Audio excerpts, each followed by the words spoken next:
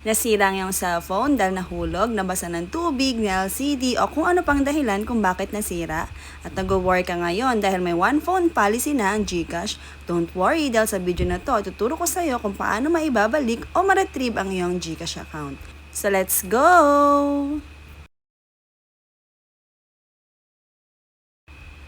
Unang step, kung pwede pa gamitin ang iyong SIM card, ilipat ito sa bagong phone.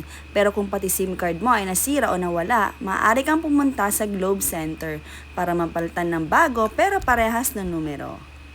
Second step, i-download ang GCash app sa Play Store pag Android user or App Store pag iPhone user.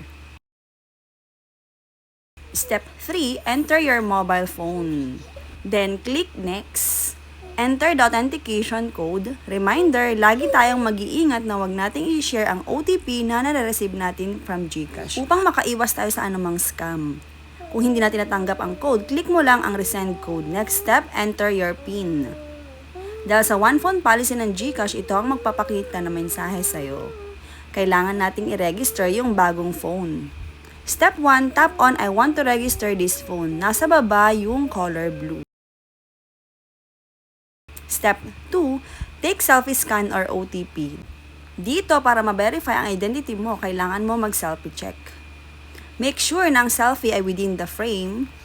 Remove anything on your face like face mask or sunglasses at sundan lang ang instruction nito.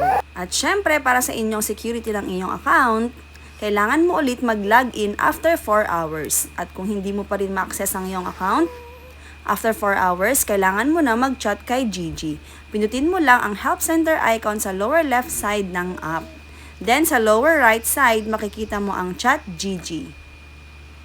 Sana nakatulong ang video na to sa'yo. See you sa next vlog. Bye-bye!